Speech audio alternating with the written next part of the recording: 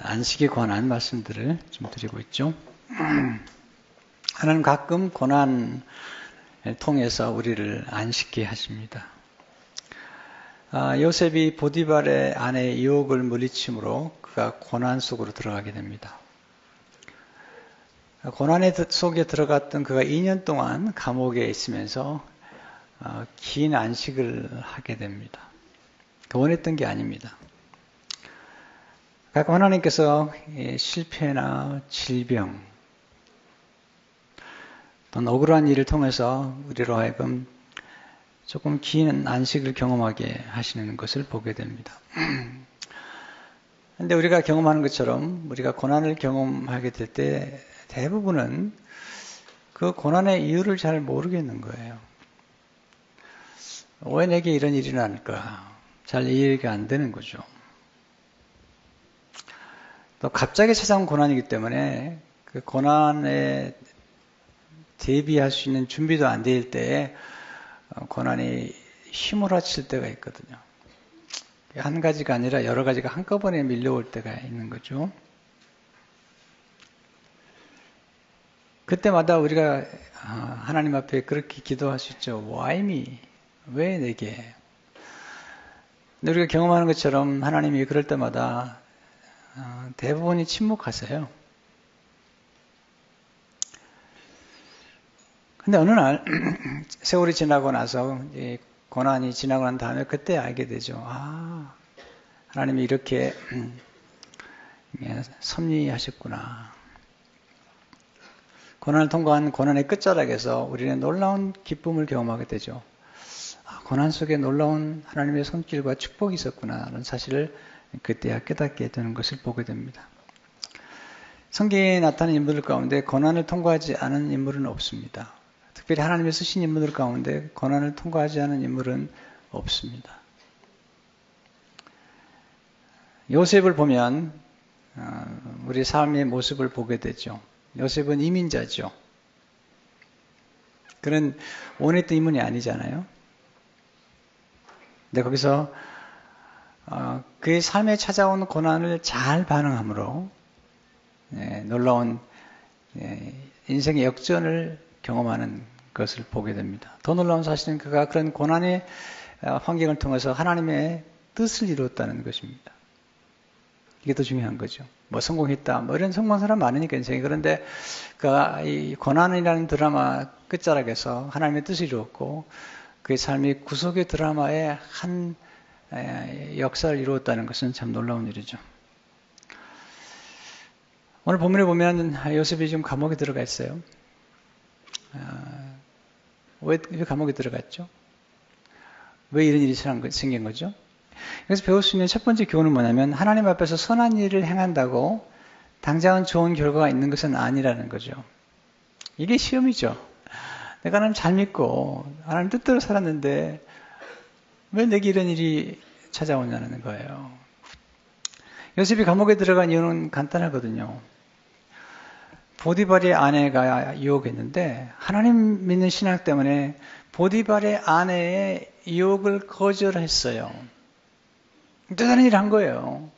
그 젊은 나이에 집요하게 날마다 그를 유혹하는 이 보디발의 유혹 앞에서 NO, 아니라고, 하나님 앞에서 그런 죄를 지을 수가 없다고 그렇게 신앙을 지켰는데, 하나님을 신뢰하는 마음을 가지고 신앙을 지켰는데 결과는 뭐죠? 감옥으로 가게 되잖아요.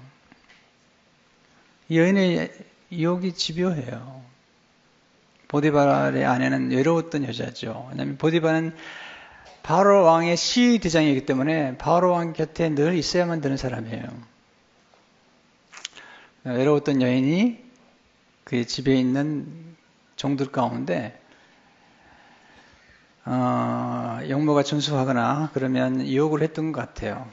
근데 모든 그가 접촉했던 종들은 다 넘어갔지만 넘어가지 않았던 한 사람이 요셉이죠.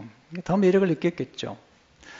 요셉은 성경에 보면 영모가 빼어나고 아름다웠다 그렇게 얘기하고 있죠. 그런데 요셉이 영모가 빼어나고 아름다웠기 때문에 그렇게 매력적이었을까? 저는 그렇게 생각하지 않아요. 물론 그런 부분도 있긴 하지만,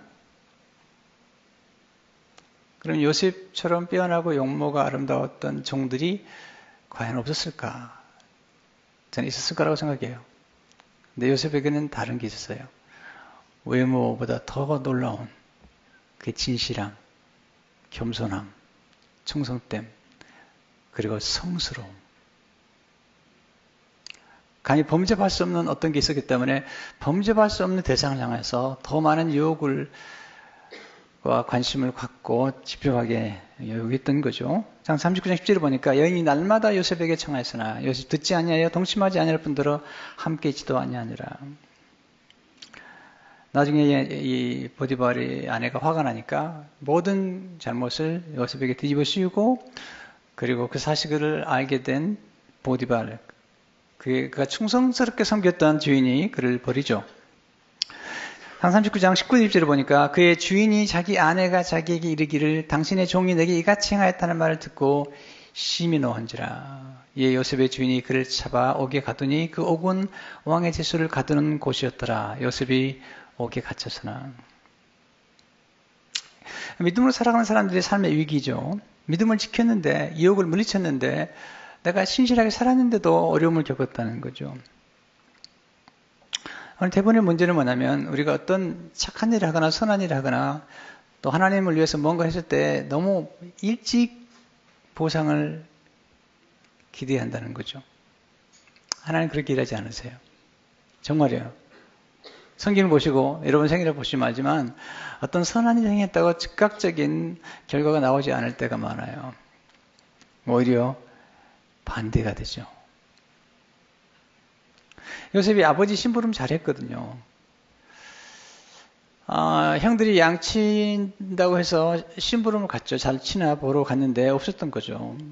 거기서 그냥 돌아오면 되는데 또 물어가지고 도단까지 내려갔거든요. 아버지 심부름 잘해보려고. 도단에 가서 형제들에게 미움받아서 지금 팔려갔던 거거든요. 아니, 아버지 심부름 잘하면 아들이 복 받아야죠. 그런데 당장 애굽으로 끌려갔던 것이죠. 근데 중요한 사실은요, 요셉은 그 고난에 대해서 늘 긍정적인 반응을 보였다는 거죠. 자, 피할 수 있으면 피해야 되지만, 여러분, 피할 수 없는 거면 받아들이는 게 지혜입니다. 굉장히 중요한 지혜입니다. 피할 수 없는 건 잘 받아들이고, 피할 수 없는 것은 환영해버리는 거죠. 여러분, 고난이 왔다가 고난을 환영해버리면요, 고난이 당황합니다. 문제가 왔는데 문제를 환영해버리는 거죠. 몸에 병이 들었는데 병을 환영해버리는 거예요.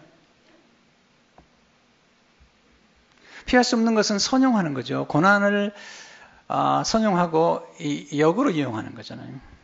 피할 수 없는 것은 사랑해버리는 거죠. 그때 신비로운 일들이 벌어지는 것이죠. 고난은 우리를 변화시키는 거예요. 고난은 우리를 새로운 곳으로 옮겨가는 것이잖아요. 여러분, 고난이라는 게 참 신비로운 게 왜 신비롭냐 하면요, 이 고난 속에 양면이 있는 거죠. 동전의 양면처럼 고난 속에는 고통과 축복이 함께 담겨 있는 거예요. 이게 고난을 거절하잖아요. 그럼 고난 속에 담긴 축복을 받을 수가 없는 거예요. 근데 고난을 환영하잖아요. 그럼 고난을 환영한 첫 번째 단계에서는요, 고난이 본인이 숨겨놓은 그 보배로운 축복들을 잘 꺼내놓지 않습니다.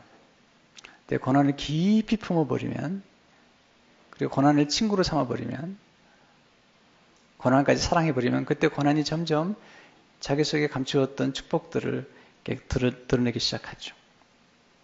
요셉은 고난을 껴안아버렸죠. 그때 하나님께서 요셉에게 놀라운 축복을 주셨죠.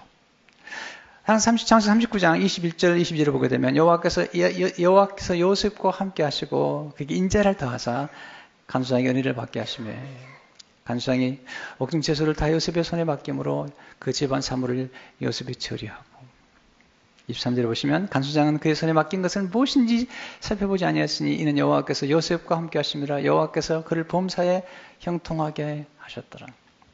고난은 우리의 가진 것들을 빼앗아가는 경향이 있습니다. 요셉이 아버지 형제들에게 미움받았을 때 다 잃어버리거든요. 아무것도 가진 거 없이. 원래 그는 채색 옷을 그의 형제들 가운데 입었다는 것은 그 집안의 11번째 아들임에도 불구하고 상속자라는 뜻을 가지고 있어요. 다 잃어버렸어요. 그리고 11년 동안 주인에게 섬기는 바람에 종이었던 그가 애굽의 그 보디발의 집에 가정총무가 됐다는 것은 상당히 높은 자리에 올라갔다는 거예요. 집안에서는요. 근데 모든 걸 다 잃어버린 거죠. 근데 놀라운 게 우리가 인생의 역설인데요. 모든 것을 잃어버렸다는 순간에 요셉은 놀라운 보배를 그는 발견합니다. 하나님. 그래서 하나님을 만납니다. 그가 풍요롭고 문제가 없을 때 경험하지 못했던 하나님. 그 하나님을 만나고 하나님을 경험하게 되고 그 하나님을 소유하게 됩니다. 그래서 우리 두 번째 배우는 교훈이 있습니다. 하나님 고난의 울타리를 통해서 우리를 축복하신다는 거죠. 울타리를 잘 칠 줄 알아야 돼요. 안식일도 울타리예요. 주일이라는 울타리를 치는 거죠. 네. 우리는 울타리를 알잖아요. 울타리는 바운더리예요. 경계죠. 일정한 경계 안에 살아가는 거죠. 우리가 집에 들어가면 문을 닫죠. 울타리 치는 거죠. 이 울타리에 대한 비밀을 좀 알아야 되는데 제가 좀 기회가 되면 이 울타리에 관한 그 진리를 조금 더 설명해드리고 싶은데요. 오늘은 시간이 많지 않아서 몇 가지만 언급을 하겠어요. 첫째로 하나님은 울타리를 두르심으로 우리를 축복해 주신다는 겁니다. 울타리를 두르심으로. 울타리는 일정한 경계죠. 일정한 바운더리를 정해준 것이죠. 하나님 이런 바운더리를 주심으로 우리를 축복하신다는 거죠. 욥이 하나님의 축복을 많이 받았을 때 사탄이 시기를 하죠. 여러분 축복을 많이 받으면 시기를 합니다. 하나님이 사탄 앞에서 욥을 칭찬합니다. 욥처럼 순전하고 하나님을 경외하는 적 없다. 그때 사탄이 기가 막힌 얘기를 합니다. 그 말은 맞는 말이거든요. 욥기 1장 10절을 보니까 주께서 그와 그의 집과 그의 모든 소유물을 울타리로 두르심 때문에 아니니까 주께서 그의 손으로 하는 바를 복되게 하사 그의 소유물이 땅에 넘치게 하셨습니다. 하나님은 울타리를 통해서 그 안에서 축복을 하시는 거예요. 정해진 구역이죠. 많은 분들이요. 참 이게 난센스인데요.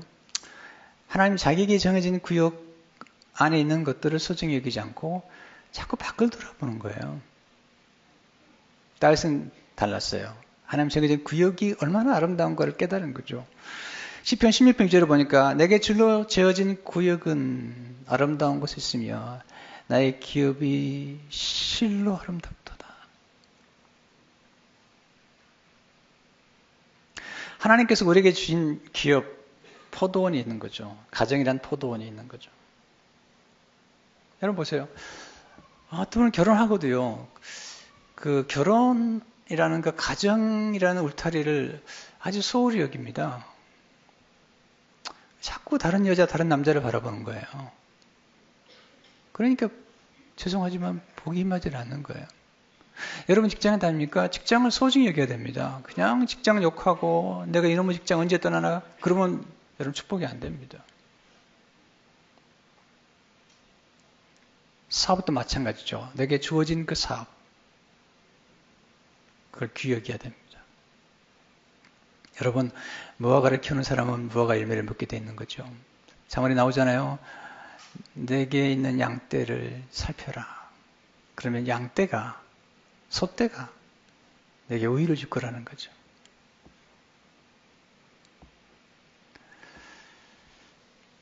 내게 주어진 업, 내게 주어진 직장 거기에서부터 하나님의 축복을 주는 거예요. 저는 목회자인데 저는 목회라는 이 업, 또 내게 정해준 이 구역, 우리 교회라는 구역을 아주 소중히 여깁니다. 가끔 어떤 분을 만나보면요, 이 목회자인데 목회자는 목양을 하기 때문에 한 곳에 머물러서 오랫동안 목양을 하는 거죠. 아이가 태어났을부터 열람에서 천국 갈 때까지 성도를 돌보는 거죠. 나중에 크면 결혼도 시키고 결혼하고도 아이 낳으면 품에 안고 기도해주고 그게 우리가 이제 하는 목양인데 또 분은 자꾸 밖에만 돌아다녀요. 본인의 교회는 소홀히 여기고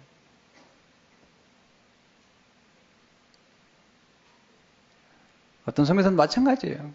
자기 선거지는 서울역을 자꾸 돌아다녀요. 뭐 하는지 모르겠어 도대체. 네. 이사야 5장 1절을 보니까 나는 내가 사랑하는 자를 위하여 노래하되 내가 사랑하는 자의 포도원을 노래하리라. 내가 사랑하는 자에게 포도원이 있으며 심히 기름진 산이로다. 여러분 교회에서 어떤 직분이 맡겨졌다면, 사역이 맡겨졌다면 그게 한 해 동안의 구역이거든요. 그게 울타리라는 거죠. 하나님이 그걸 성실히 해내는 사람에게 복을 주시는 거예요. 저는 그걸 알았다는 거죠. 요셉이 그걸 알았다는 거예요. 아버지가 맡겨줬던 양떼를 잘 지키고 심부름 잘했더니 그 다음에 보디발의 집에서도 사랑을 받죠. 그리고 감옥에 들어갔더니 감옥의 간수장이 일을 맡기는 거죠. 그 일을 너무 잘하는 거죠. 그 구역에서. 그랬더니 하나님이 축복을 하신 거죠. 두 번째, 하나님 울타리를 통해서 우리를 보호해 주시죠. 자, 요셉을 왜 애굽에 보내셨을까요? 이유는 뭐냐면 요셉 형제들이 요셉을 죽이려고 하니까 잠시 떼어놓는 거예요.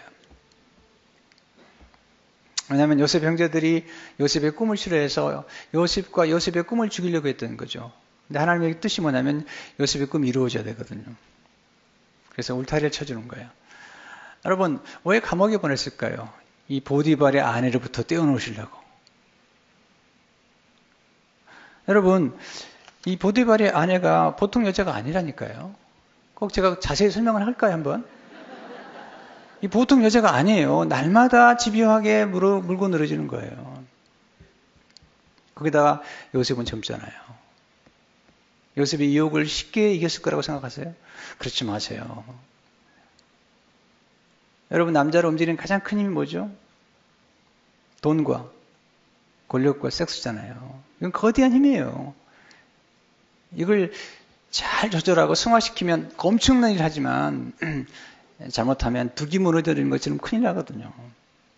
하나님께서 울타리를 만들어준 거죠. 여러분, 울타리를 치시고 너무 높이 치지 마시고요. 적절히 치시고 문을 잘 만드셔야 돼요. 그래서 도움이 안 되는 것들은 좀 문을 닫고 도움이 되는 것은 문을 열어 환영할 줄 알아야 되겠죠. 그럼 믿음의 울타리를 잘 쳤어요. 그러므로 그런 변화가 되고 성장했죠. 세 번째, 하나님은 새로운 울타리를 통해서 새로운 만남을 주선해 주시죠. 형제들에게 미움받아가지고 애굽에 갔을 때 그는 보디발을 만나죠. 보디발의 만남이 굉장히 중요합니다.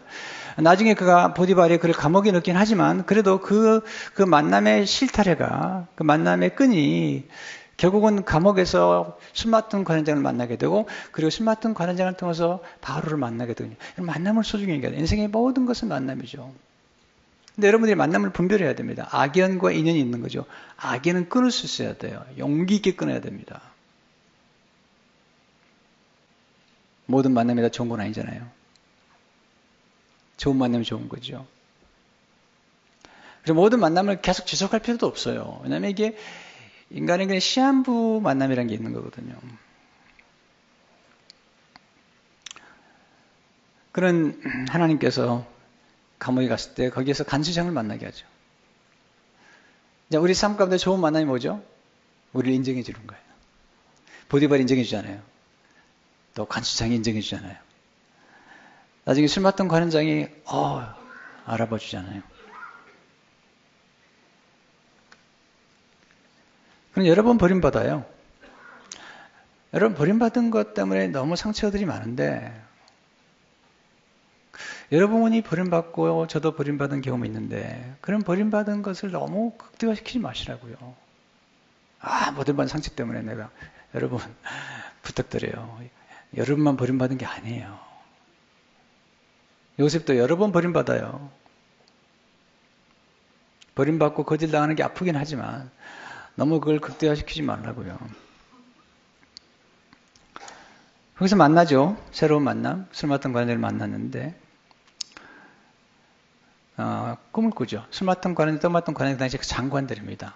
왜냐하면 술 맡은 관원장은 그 당시에 왕 옆에서 왕이 마시는 술을 먼저 마셔서 독이 없는 거 보고요.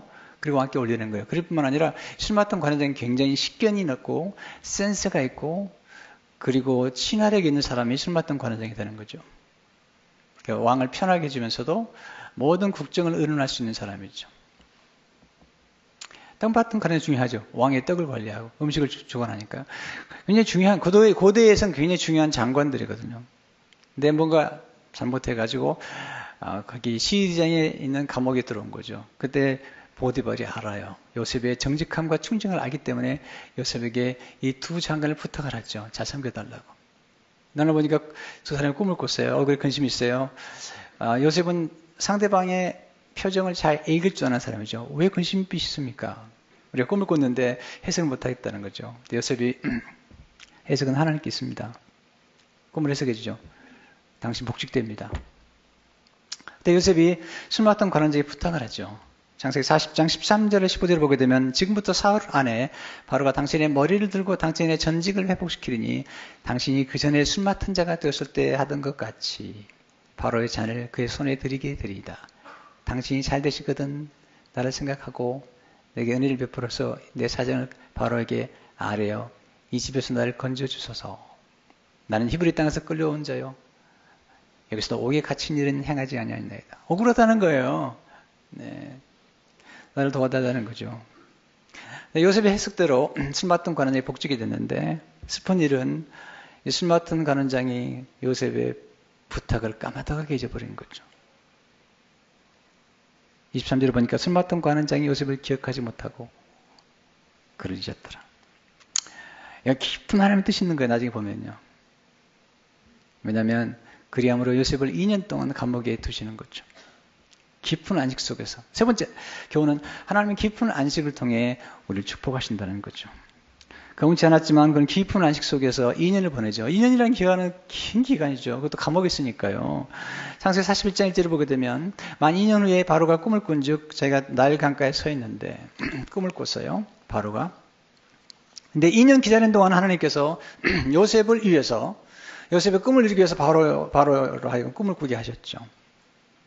바로가 꿈을 꿨는데 해석을 못하겠는 거죠. 애굽의 술객들과 술사들을 불러가지고 꿈을 얘기하는데 해석을 못하죠.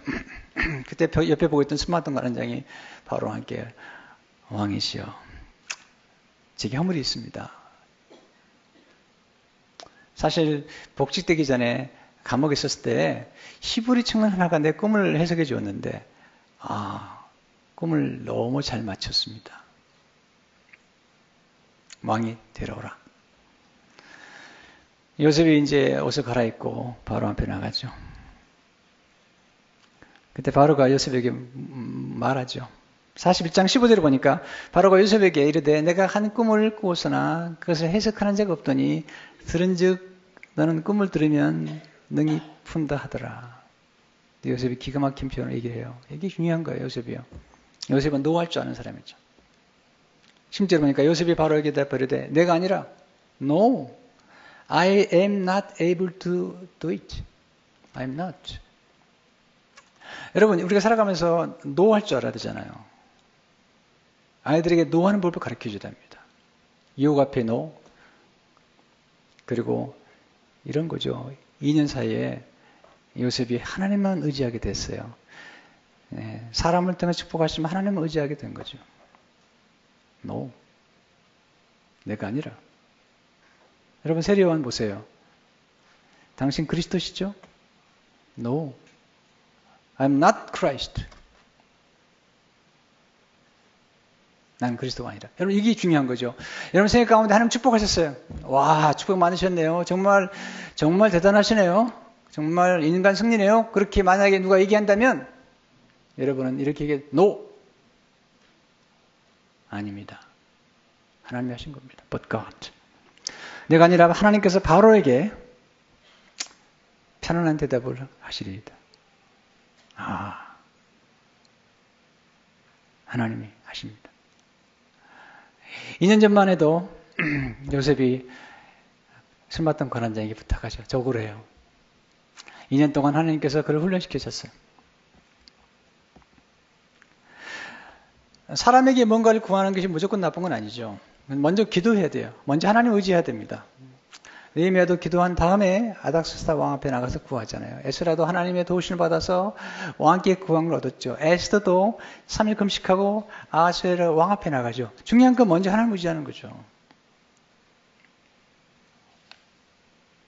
여러분, 사람들이 뭐 겸손이라고 하면 뭐 이렇게 손 비비고 뭐 머리 숙이고 이게 겸손이 아니, 이건 어떻게 보면 false humility. 네, 겉으로 그렇게 한 채. 진짜 겸손은 하나님께 겸손한 거죠. 우리에게 주어진 모든 것들이 하나님께로 왔다고 인정하고, 그리고 하나님이 하신다고. 그럼 어떻게 이게 안식하는 기간 동안에 요셉의 생각이 바뀌었을까? 첫째로, 하나님 안식일 때 말씀으로 우리를 연단시키죠. 말씀으로 우리를 더 연단시키고 정결케 하는 거죠. 요셉은 정결한 사람인데 더 정결케 하시는 거죠. 하나님이 더 크게 쓰시려고. 시편 105편 17절 19절에 보니까 그가 한 사람을 앞서 보내셨으며 요셉이 종으로 팔렸도다. 그의 발은 차코를 차고 그의 몸은 쇠사슬에 메었으니 그 여호와의 말씀이 응할 때까지라. 그의 말씀이 그를 단련하였도다.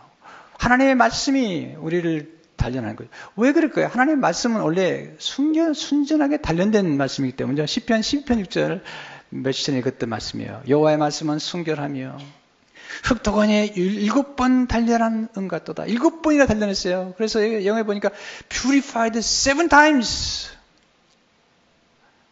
하나님이 말씀을 통해서 우리를 정결케 하는 거죠. 두 번째, 하나님은 안식일 때 비우게 하시죠. 다 내려놓게 하시잖아요. 하나님은 정말 채우기 전에 비우게 하세요. 뭘 비웠을까요? 이게 중요한 거죠. 뭘 비웠을까요? 네, 복수심, 억울함, 원한 맺힘, 조급함. 그러니까 내려놓은 거죠.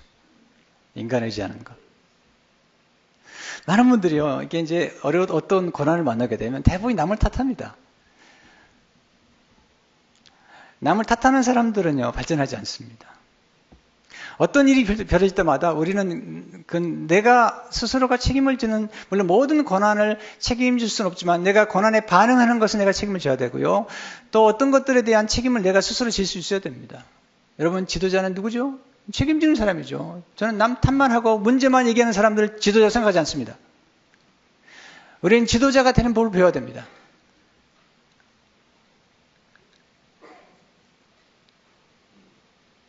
지도자는 책임을 질 뿐만 아니라 남의 책임까지도 질 수 있는 사람이 지도자가 되는 거죠. 밤낮 탓이하고 문제를 얘기하는 건 누구나 할 수 있습니다. 문제를 이야기하려면 해결책을 내놔야죠. 그리고 내가 문제에 동참해야죠.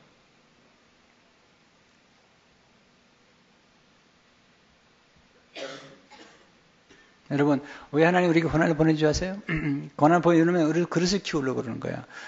근데 고난 속에서 그릇이 커지지 않은 사람 많이 봤어요. 고난 통과한 다음에 실패하고 고난 통과한 사람이 더 악해지고, 도덕해지고, 더 인색해지고, 더 쫀쫀해지는 사람 많이 봤습니다. 왜냐하면 고난을 통해서 그는 고난을 낭비해버려서 고난이 그의 그릇을 좁혀버린 거죠. 근데 고난 속에서 커진 사람들이 있어요. 고난 때 마음속에 있는 원한이나 또는 억울함이나 이런 탐욕이나 이런 걸 다 비워버려요. 그때 커지는 거죠. 하나님이 그릇을 키워요. 그릇을 키우는 얘가 뭘까요? 사람을 품으라고 그러는 거죠. 여러분, 요셉은 지금 애굽에서 애굽 사람을 품어야 되는 거예요. 그리고 그를 미워하고 그를 버렸던 그 형제들을 품어야 되는 거예요. 그러려면 그릇이 커져야 돼요. 여러분, 그릇이 큰다는 게 뭘까요? 가끔 이런 분을 만나잖아요. 그 사람 마음에 안 든다고. 이런 얘기, 한마디로 이런 얘기 하는 거죠. 내가 속이 좁은 사람이다라고 광고하고 있는 거예요. 내 마음에 안 들어온다는 거예요. 왜? 내 속이 너무 좁아서. 어젯밤에 한병철이라는 분이 쓴 책을 읽게 됐는데, 독일에서 활동하는 철학자신데, 그분 책을 제가 좀 좋아해서 아주 신간이 나왔는데, 그 책에 이렇게 얘기하더라고요. 사랑이란 무엇인가? 사랑이란 다름을 품는 것이다. 나와 다른 것을 품는 것이다. 또한 사랑은 시선인데 사람들을 바라볼 때 사람들 속에는 무한한 잠재력을 바라보는 것이다. 예수님은 절대로 꼬리표를 붙이지 않았습니다. 막달라 마리아 창녀였습니다. 가는 현재 붙잡힌 여인도 창녀였습니다. 근데 주님은 꼬리표를 붙이지 않으셨습니다. 나도 너를 정죄하지 않노라. 앞으로 죄 짓지 않고 살아봐라. 이거 뭐냐면요, 엄청난 일을 하고 있는 거예요. 지도자는 용서하는 사람이에요. 지도자는 품는 사람입니다. 품어야 그릇이 커지는 거예요. 나와 다른 사람. 근데 하나님께서 우리에게 고난을 보내셔가지고 자꾸 품을 키우는 거예요. 저는 목회 초기에는 속이 잡았어요. 그래서 마음에 안 들어왔어요. 안 들어오니까 사람도 모이지 않아요. 근데 하나님께서 고난을 여러 번 통과하게 하심으로 제 그릇을 자꾸 키워주셨어요. 저와 다른 사람들과 더불어 일하는 그런 그릇을 키워준 거죠. 여러분, 비움이 있어야 체험이 있는 거예요. 근데 여러분 속에 욕심과 야심과 더러운 마음과 복수심으로 가득 차면, 그게 가득 찼는데 어떻게 복이 들어오겠어요, 여러분? 그 비유하지 복이 들어오죠. 악기의 아름다움은, 악기의 소리는 다 공간에서 나온 거예요. 피아노 소리도, 기타 소리도 공간에서 나온 거죠. 도자기의 아름다움은 빈 공간에 있는 거죠. 만약에 도자기에 빈 공간이 없다면 그건 흙덩어리죠. 요셉을 크게 쓰시려고 하나님께서 그의 그릇을 넓혀가는 거죠. 세 번째, 하나님은 안식일 때 인내하는 성품을 키워주시는 거죠. 프란츠 카프카는 이렇게 말합니다. 인간에게 큰 죄가 두 가지 있으며 다른 죄는 모두 여기서 나온다. 저급함과 게으름이 그것이다. 대부분 너무 서두르잖아요. 조금 좋은 일 하고 그냥 결과가 안 나타나면 그냥 짜증을 부리는데, 여러분 정말로 조급한 거 조심하셔야 돼요. 하나님을 일하려면 인내가 있어야 되고 끈기가 있어야 됩니다. 잠언 14장 19절을 보게 되면 노하기를 더디하는 자는 크게 명철하여도, 보세요. 네, 인내하는 사람은 크게 명철한 사람이에요. A patient man has great understanding.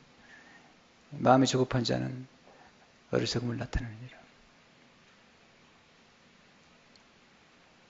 하나님께서 우리를 인내하게 하셔서 오래 기다릴 수밖에 없는 환경으로 몰아넣잖아요. 인내는 놀라운 성품이라고 야고보 1장 3절 4절 이렇게 말씀하고 있죠. 이는 너희의 믿음의 실현이 인내를 만들어낸 줄 너희가 알미라. 인내를 온전히 이루라. 이는 너희로 온전하고 고백하여 조금도 부족함이 없게 하려 함이라. 여러분, 조금만 더 기다렸다면 얼마나 많은 가정들이 지켜졌을까요? 얼마나 많은 영혼들이 구원을 받았을까요? 얼마나 많은 교회들이 정말 축복을 받았을까요? 어제 밤에 책을 보다가 내가 놀라운 걸 발견했어요. 제가 그 이태리 밀라노에 가서 그 성당을 본 적이 있습니다. 굉장히 큰 성당이에요. 굉장히 커요. 정말 컸어요. 안내해 주신 목사님이 그러더라고요. 목사님, 이제 그 밖에서 유리창을 닦는데요. 이 성당 유리창만 닦는데 30년 걸립니다. 여러분, 우리가 캐톨릭 잘못된 점도 얘기하고 또 고쳐야 될 것도 얘기하지만 또 개혁도 얘기하지만 배울 것도 많아요. 어제 책에는요, 그 성당을 짓는데 547년이 걸렸다는 거예요. 우리는 너무 일찍 결과를 보려고 그러잖아요.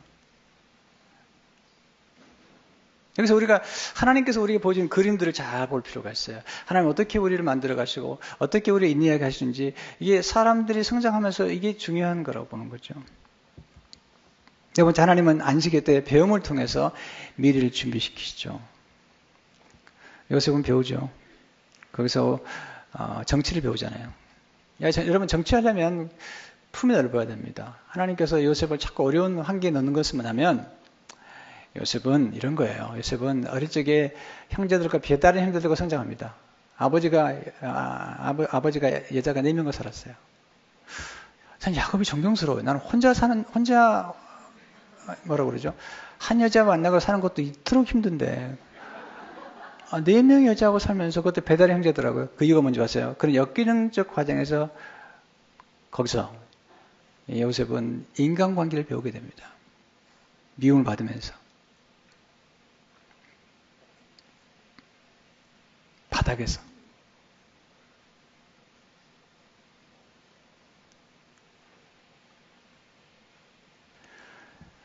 여러분, 인생은 어차피 정치예요. 어제 저희 집에 손녀들이 왔다 갔는데요. 예, 손녀들도 정치합디다.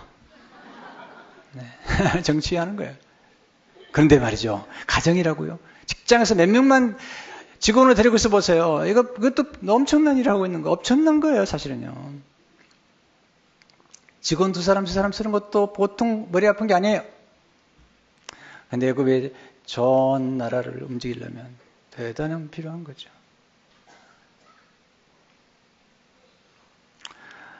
가끔 저한테 그래요. 목사님은 비즈니스도 모르지 않습니까? 목사인데. 모르죠. 그러나 내가 아는 게 하나 있습니다. 제가 그동안에 수천 명의 성도들을 이끌어왔다는 거.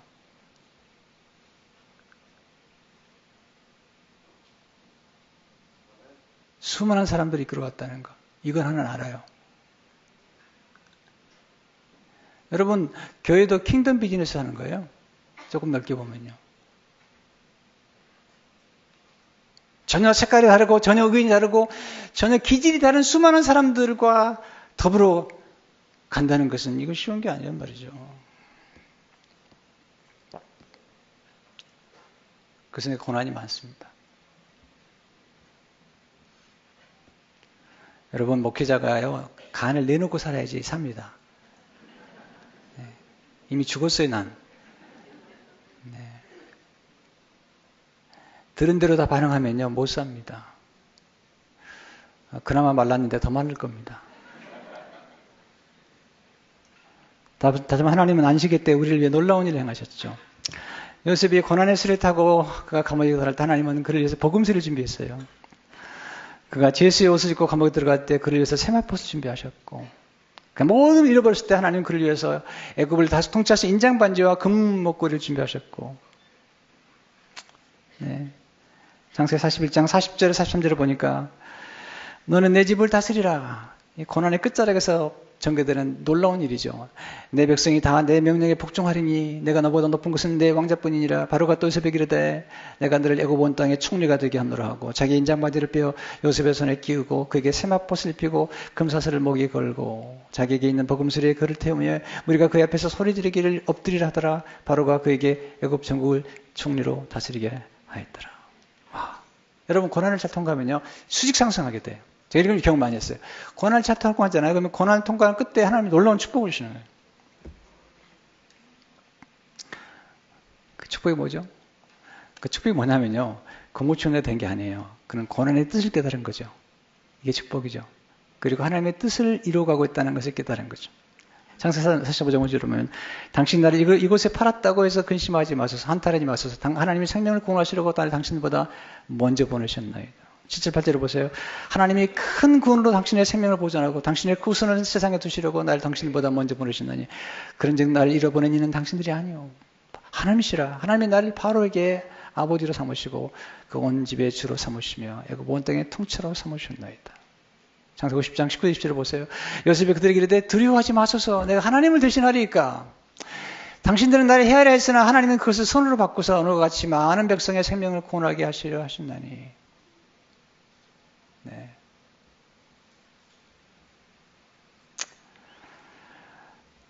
제가 정말 건축이 잘하고 싶지 않은데요. 얼마 전에 텔레비전에 마카오에 도박장을 건축하는 것이 쭉 나오는데요. 제가 기가 막혔습니다. 그 도박장을 만드는데 23억 불이 들었습니다. 근데 아무도 비난하지 않았습니다. 그 스케일 앞에, 그 예산 앞에 아무도 비난하지 않았습니다. 그러나 누군가가 하나님의 집을 짓거나 누군가가 하나님의 일을 하려고 할 때 그 스케일이 크면 그렇게 비난하잖아요. 아니, 도박장 짓고 그렇게 도박장 지은 까닭에 저 강원도들 그쪽 도박장 막 세우면 그것 때문에 많은 사람이 자살하고 많은 사람이 어려움을 당하고 가정이 깨어지고, 여러분, 교회는 하나님의 사람의 생명을 살리는 거고 하나님을 예배하는 것이고 수많은 사람들을 키우는 것이 교회잖아요. 아이들에게 교육을 시키고. 그렇다면 과연 우리가 하는 일이 그렇게 부끄러운 일일까요?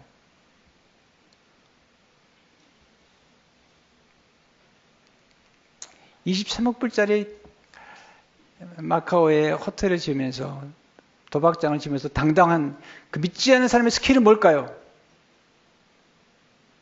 그리고 예수 믿는 사람들은 학구방만한 집을 짓고도 그 난리를 친다면 도대체 예수 믿는 사람들의 스킬은 뭘까요? 도대체.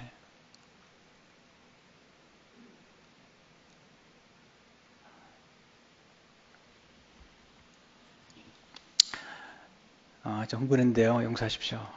네. 저는 지금 제가 하고 있는 목회를 섬기고 여러분 섬기고 여러분들에게 말씀을 전하고 여러분들 잘되게 하기 위해서 모든 말씀을 최선을 다해서 전하는 이유가 뭐냐면 사실은 제가 편하게 살려면 이렇게 안 해도 돼요.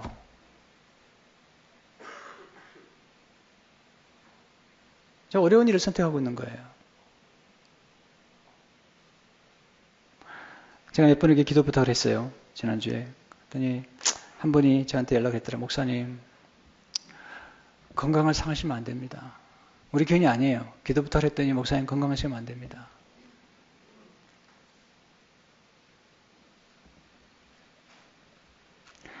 우리 속에 가끔 고난이 찾아오죠. 그러나 고난이 우리를 얼마나 축복되게 하는지. 여기서 우리가 요셉을 보면서 우리는 예수님을 만나죠. 왜냐하면 요셉은 예수님의 모형이에요. 예수님은 우리를 대신해서 고난을 받으셨잖아요. 요셉처럼 예수님의 생애를 닮은 사람이 많지 않아요. 요셉은 형제들에게 미움받았어요. 버림받았어요. 예수님도 하나님 아버지께 버림받았고 그리고 형제들에게 버림받았어요. 거절당했습니다. 요셉은 20냥에 팔려갔습니다. 예수님은 30냥에 팔려갔습니다.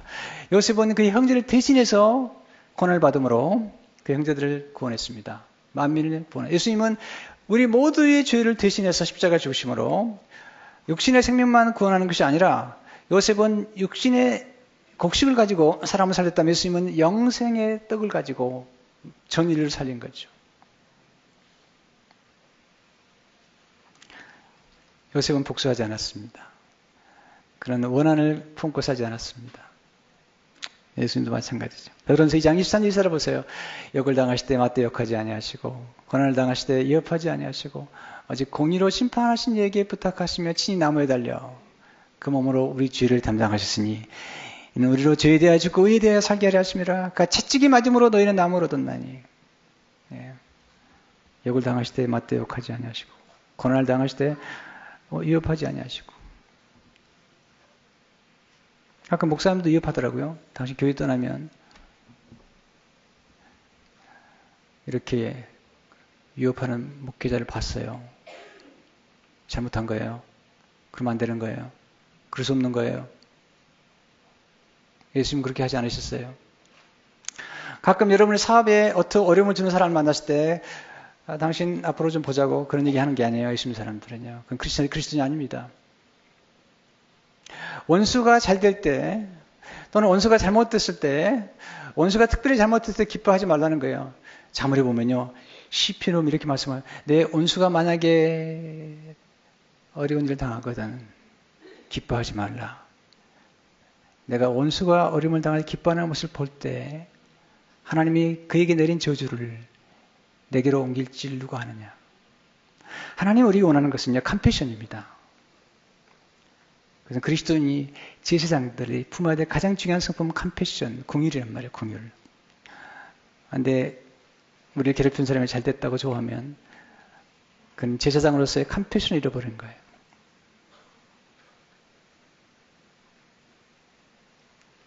저는 알았습니다. 하나님의 뜻을 한 다음부터 저는 지금까지 살아오면서 저를 힘들게 하고 어렵게 했던 사람들을 한 번도 잘못되면 좋겠다는 생각을 하지 않았습니다. 그리고 비난하거나 욕하지도 않습니다. 왜냐하면 요셉을 보니까 요셉을 어렵게 한 사람 때문에 요셉이 잘 되는 걸 봤기 때문에 그리고 그 속에 하나님의 뜻이 있는 걸 알았기 때문에 그리고 예수님은 정말 억울한 일을 당하셨지만 억울해하지 않으셨고 그리고 그 고난의 끝자락에 요셉이 감옥에 내려간 것처럼 예수님은 지옥에 내려가셨어요. 그러나 그 고난의 끝자락에 부활이 기다리고 있었던 거죠. 이것이 구원의 드라마, 우리의 삶의 드라마의 역사입니다. 여러분 인생 쉽게 끝나지 않습니다. 이번에 돌아가신 권사님 101세까지 사셨어요. 여러분도 101세까지 사실 것 같아요. 그럼 아직 결론 내리지 마세요. 하나님 잘 믿고 좋은 성품 가지고 살면요, 여러분 생에 반드시 인생의 역전의 드라마가 전개될 줄로 믿습니다. 하나님 아버지.